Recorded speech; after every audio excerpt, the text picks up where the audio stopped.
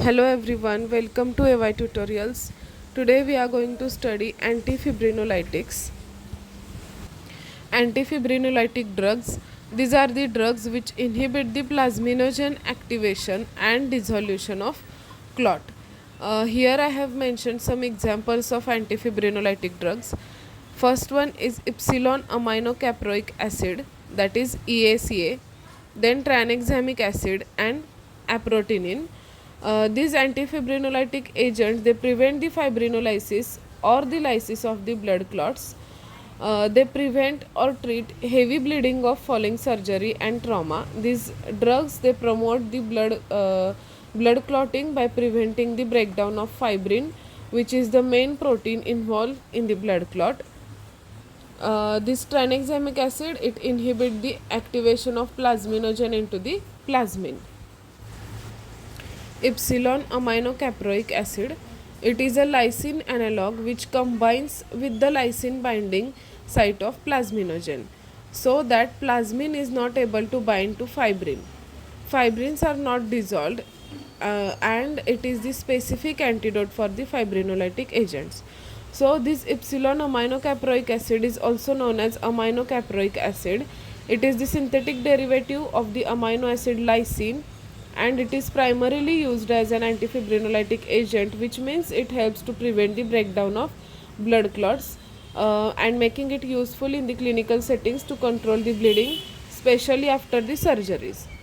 It works by inhibiting the plasminogen activators, enhancing the homeostasis when fibrinolysis contributes to the bleeding, and it is administered orally as well as intravenously, and it is excreted in the urine, and this is the specific antidote for the fibrinolytic agents.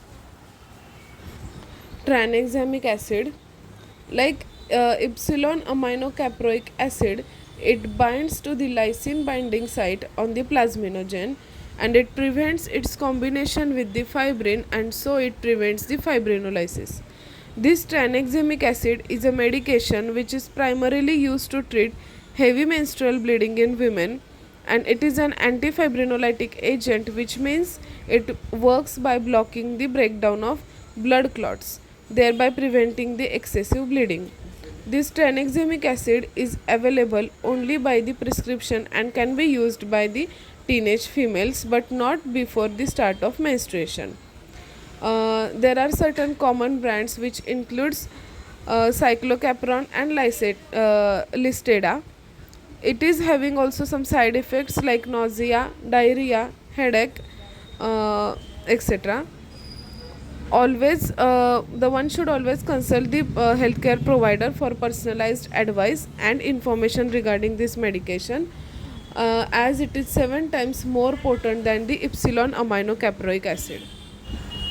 Uses of antifibrinolytics.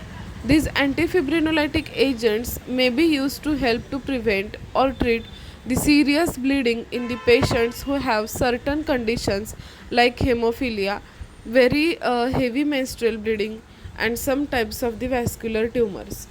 They may also be used to help to prevent or control the bleeding during or after the surgery or after the traumatic injury. We are done with the antifibrinolytic agents. If you like this video, please like, share and subscribe to the AY tutorials.